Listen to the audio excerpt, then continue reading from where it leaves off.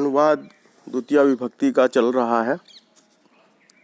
अवंती के चारों ओर 2 कोस तक सुंदर बगीचे हैं। अवंतिम परितः क्रोशद्वय पर्यंतम सुंदराणि उद्यानानि सन्ति। राम चित्रकूट पर्वत पर बहुत दिन रहे। रामः चित्रकूट पर्वतम बहूनि दिवसानि न्यवसत्। जो स्वार्थ के बिना ही दूसरों को सताते हैं उन्हें धिक्कार है। स्वार्थम विनैव परान प्रताड़यन्ति तान धिक्। हाय मेरा दुर्भाग्य कि मेरा इकलौता पुत्र भी मर गया। हा मम दौर्भाग्यम यत् मम एकाकी पुत्रोपि दिवंगतः। जो कृष्ण का भक्त नहीं है उसके ऊपर विपत्ति पड़े। यह कृष्णम न मन्यते भक्तिम न कुरुते तम अधि आपदाम आपतेत। अब कुछ संस्कृत के वाक्य हैं जिनका हिंदी में अनुवाद करना है। सागरम वर्जयित्वा कुत्र वा महानद्यावतरति। महानदियाँ ब्रह्मपुत्र, गंगा, कावेरी, सागर को छोड़ करके और सभी नदियाँ, कहाँ उनका अवतरण हो सकता है, कहाँ उनका विसर्जन हो सकता है। अर्थात सागर में ही वह सामर्थ्य और क्षमता है कि उन सभी नदियों को अपने में समा ले। धिगिमाम असारताम देहभृताम। इस सार रहित, सारहीन देहभृताम, देह को भरण पोषण करने वाली जो सामग्रियां हैं, सुविधाएं हैं, धिग इमाम, इनको धिक्कार है। क्योंकि व्यक्ति इसी में ही लगा रहता है, ईश्वर की ओर, आत्मा की ओर ध्यान नहीं देता, इसलिए असार कहा है। और देह के धारण करने वाली जो सुख साधन सुविधाएं हैं, विषय भोग हैं, उन सबको धिक कहा है। खलह सर्षप मात्राणि परछिद्राणि पश्यति आत्मनो बिल्व मात्राणि पश्यन्नपि न पश्यति। दुष्ट की परिभाषा में यह श्लोक है। खलह सर्षप मात्राणि, दुष्ट व्यक्ति सरसों के बराबर दूसरे के दोषों को देखता रहता है और अपने विल्व मात्राणि, बेल के फल के बराबर बड़े दोषों को भी देखता हुआ भी नहीं देखता, अथवा ध्यान नहीं देता, अथवा उनको सुधारता नहीं है, अथवा उनकी चर्चा नहीं करता है। दूसरे के छोटे से तिनके तिल भर बराबर भी, सरसों के मात्र बराबर भी दोष को देखकर उसकी चर्चा करता रहता है और निंदा करता रहता है।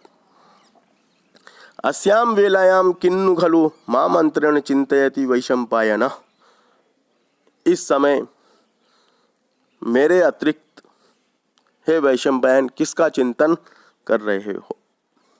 स राजर्षि इमानी दिवसानी प्रजागर कृशोदृश्य लक्ष्यते। वह राजर्षि इन दिनों में प्रजागर कृशो लक्ष्यते, रात्रि में जागरण किया है, इसलिए वो कृश काय हो गए हैं, कमजोर हो गए हैं, दिख रहे हैं। मंदौत्सुक्योस्मि नगर गमनम प्रति। नगर जाने के प्रति मेरी उत्सुकता कम है। कथय कथम इयंत कालम अवस्थिता मया बिना भवति। आप बताइए कि मेरे बिना आप इतने समय तक कैसे रहीं। अर्थानाम अर्जने दुःखम अर्जितानां च रक्षणे आये दुःखम व्यये दुःखम धिगर्था कष्ट संश्रय।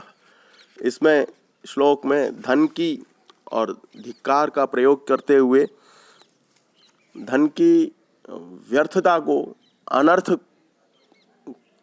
की स्थिति को बताया गया है। अर्थानाम अर्जने दुःखम, धन की प्राप्ति जिस प्रकार परिश्रम से की जाती है वह बड़ी दुखदायक है, कष्टदायक है। अर्जितानां च रक्षणे, और अर्जित धन का रक्षण भी बहुत कष्टदायक है। आये दुःखम व्यये दुःखम, और धन ऐसा है जब आता है तो भी दुख देता है और जब खर्च करते हैं तो भी दुख देता है।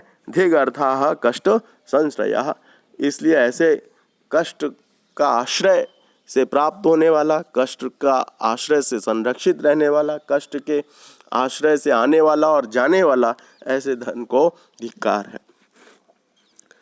धिग विधातारम असदृश संयोग कारिणम, विधाता ने कई बार ऐसे प्रयोग किए हैं और संसार में देखने में आते हैं कि संयोग बनाए हैं पति पत्नी के, माता पिता के और कई लोगों के, और वो समान नहीं है, असदृश है।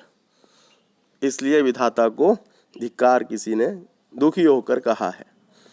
नरपति हितकर्ता द्वेष्यता याति लोके, हितकर्ता नरपति, राजा यदि प्रजा का हित करने वाला है और कोई यदि उससे द्वेष करता है तो नरक को जाता है। को अन्य स्वात्मांतरेण शक्तः प्रतिकर्तुं, को अन्य त्वाम अंतरेण, आपके अतिरिक्त तो प्रतिकार और प्रतिशोध अथवा बदला लेने में और दूसरा कौन समर्थ है।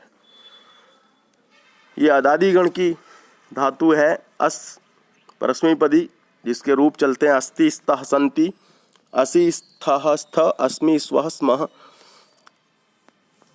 अनद्यतन भूतलंग में आसीत आस्ताम आसन, आसी ही आस्तम आस्त, आसम आसव आस्म। आज्यार्थक लोट अस्तु स्ताम संतु, एधि स्तम स्त, असानी असाव असाम। स्यात् स्याताम स्युः, स्याह स्यातम स्यात्, श्याम स्याव श्याम। हंति हता हन धातु के लट लकार में हति हंति हता हंत घ्नन्ति, हंसी हथा हथ, हन्मि हन्व हन्मः। और लंग लकार में अहन अहताम अघ्नन, अहन अहतम अहत, अहनम अहन्व अहन्म। इस प्रकार के रूप चलते हैं। आज के लिए इतना ही पर्याप्त है।